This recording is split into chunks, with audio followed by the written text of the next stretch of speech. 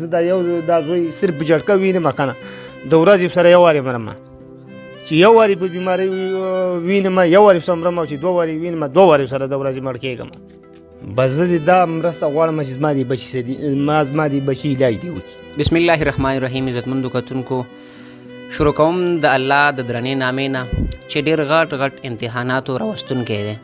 عزتمندو کتونکو لوی اختر را روان دی. څوک د پلارانو انتظار کوي، څوک د بچو انتظار کوي، څوک د رونو انتظار کوي چې هغه به راځي موږ له به فیضار راوړي، موږ له به نوې نوې جامې راوړي، موږ له به د اختر دپاره ښایسته ښایسته شیزونه راوړي، موږ له به چې کوم دی د قربانۍ دپاره ښایسته څاروی راولي. خو کله چې یو پلار ته بچي په داسې حالات کې وي چې هغه څه معذوره وي او څه معذورۍ ته نږدې وي، یوه غریب دومره قدرې بېوسه وي چې اختر دپاره کالي خو څه کې هغوی ته خپل هغه دوی هم نشي برابرولی. عزتمندو کتونکو دا وخت زه په لوی شلمان چنګۍ کې یم، چېرته کې چې ما سره یو داسې پلار ناست دی، بدقسمته به ورته نه وایم خو د الله په غټ امتحان کې دی. د ده دو بچي معذوره دي چې غټېږي معذوره کېږي او کم چې واړه دي هغه هم معذورۍ طرف ته روان دي. له بدقسمتۍ نه یې دومره وس نشته دی چې هغه خپلو بچو علاج وکړي، یعنې د خپلو بچو هغه کمزورۍ نه ایني دا م ورته تړپېږي او بچي م ورته تړپېږي. عزتمندو کتونکو راځئ دې پلار نه تپوس کومه. اول خو مشره دا ووایه چې څو زامن دي او څه کیسه ده چې دا خلک پوه شي دې باندې. یو مې زوی دی او درې مې لورینې او دا دوه بیماران دي او دوه روغ دي. دوی عمرونه څومره دي؟ د دې یوه به یې 14 کاله، یوه 10 کاله دی او دا یوه تقریبا داسې شپږ نیمو کالو په دغه کې ده. ستا دا بچي چې کوم دی دا څنګه معذوره کېږي؟ خلکو ته لږ ووایه چې د دې علاج کېږي نه کېږي، ډاکټران څه وایي؟ نو ما دا ډېر وګرځول که نه دا د دماغو بیماران دي. دا اول صحیح او بیا جټکه ووایي، جټکه پرې راشي او د جټکې نه وروسته بس دوی لږ خرابېږي. پوه شوې مخکې مې یو پیره علاج کړی او نو هغې سره را ګزاره شوي وو، پوه شولې خو بیرته پسې علاج ودرېده. هغه علاج سره دوی صحیح کېږي او علاج سره صحیح کېږي خو بس بیرته ما مخکې علاج ویې نه وړه. دا اکثر څو کاله عمر نه بعد چې کوم دی جټکه وایي او معذوره کېږي؟ دا په 9 کال باندې. ډاکټران څه وایي د علاج کېږي؟ نو بس ما د دغه پورې لاهوره پورې ټېسټونه وړي دي او هغوی په دې دغه کې لګیا دي چې بالکل د دوی علاج کېږي. په لاهور کې بوټونه لګېدلي چې د دې جټکې بېله خپله دغه شته ده او لکه ما هلته ولیده او په هغې بوټونو یې باقاعده لیکلي وو چې بالکل ته علاج ته، خو ما دا علاج مخکې روان کړی و. تاسو دستي وویل چې دا ماشوم روغ و، اول سکول ته به ته جټکې و؟ دا اول سکول له ته جګ جوړ او بیا د هغې نه وروسته ما جټکې ووهه خو د هغې نه وروسته په دې کې لږ فرق راته. اول کېناسته دغه شو کېناسته چې کېناسته بیا ما لاهور لبوته او لاهور کې چې کوم علاج ما دله وکړه بیرته ورسره دی ودرېده خو بیرته ما هغه علاج مخکې ویې نه وړه. دې کې د سره چا مدد ونه کړه چې یو کس راغلی وی چې ستا بچي دي زموږ بچي دي موږ به د علاج وکړو د انسانیت په خاطر باندې د یو غریب سړي په خاطر باندې؟ صرف ما سره کې سړي دې کې مرسته کړې ده چې هغه قرنیل تنویر نامه وه. کرنل تنویر؟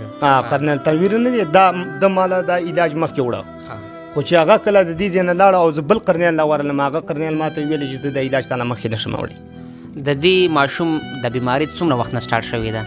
دا تقریبا دا به 5م کال. 5م کال مطلب په دې کې وټونه هم تېر شو، MNA به هم راته، MPA به هم راته، شفیق شیر صاحب دی شو، نور الحق صاحب دی شو، هغوی څه علاج دپاره تاسو ته څه مرسته ونه کړه؟ نه یو هم داسې مرسته ما سره نه ده کړې. دې ټولو ته زه ودرېدلی یم.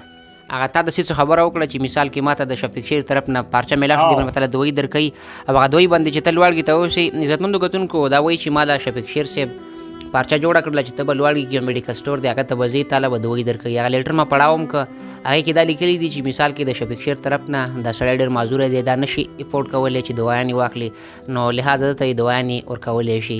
نو تاسو له بیا کومې دوايانې درکوي؟ تاسو چې ضرورت یې مغه دوايانې درکوي که نه هسې بس؟ نه موږ له د تبې دوایي راکوي او د ماشومان د دماغو مریضان ما دغې دوایي ته حاجت دی او دا ماله د تبې او د ټوخي شربتونه راکوي او د تبې او ټوخي په شربتونو باندې دا نه ټیکېږي. بس هغه هم زه نه راخلم د دې خاطر یې نه راخلم چې زه ووایم چې بس تبې او ټوخي دا دوایي ما ته نه میلاویږي، نوره دوایي ته زما حاجت نشته دی. خپل د کار او ژوند څه دی څه کوې؟ دا ماشومان خو مثال کې خپله باندې معذوره یي، د دوی ځان له چې کوم دی 2 ماشومان دي 2 کسان یې لګي چې دوی خدمت وکړي، خپله څه مزدوري کوې؟ کار روزګار څه کوې؟ زه کار روزګار خوړ لازمه کوزېږم او په خوړ کې شګه چڼوم.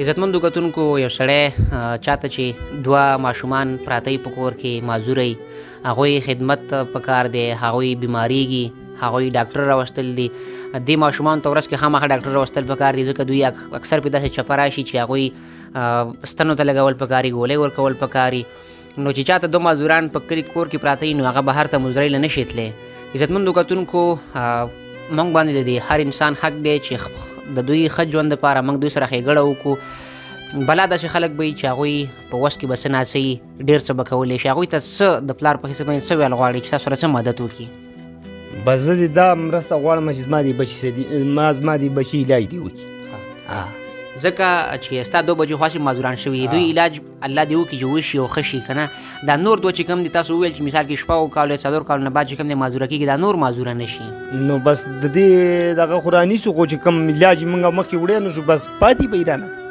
او بس دا به هم رانه دغسې پاتې دی که څنګه چې دا پروتی دی ځکه چې مخکې د وړو علاج موږ سره څه دغه نشته ذریعه نشته انسان ډېر خواهشات دي ښایسته ژوند مې تېرولی ښایسته پیزار مې وی کپړې مې وی بچو له مې شیزونه راوړی ته بچو له دوی نشي برابرولی دې وخت کې ستا زړه کې څه راځي خفه شي خاکبان د خاکبان دا به ته ویم چې زه دا زوی صرف په جټکه وینم که نه د ورځې سره یو وارې مرم چې یو وارې په بیمارۍ وینم یو وارې سره مرم او چې 2 وارې وینم 2 وارې سره د ورځې مړ کېږم پوه شولې یو وارې مرګ د لاسه د ورځې وینم دومره سخته بیماري دومره چغې دومره جټکه په ده باندې راځي او دا د باندې تاسو پوهېږئ د څه غواړي څه نه غواړي تکلیف ورته شپې درته ناوخته راوچت شي په ژړا شي نه پې پوهېږئ چې څه ویل غواړي ما سره د دې هر قسم دوایي د غوږونو دوایي د سترګو دوایي دا هر څه دا بېل بېل شی ته وراچوم چې موږ ویو چې دا به کوم شي د خوږېږي خو موږ د دا پته ونه لګي کله کله داسې شپه راشي چې د ماښام نه صبح شي خو د وده نه شي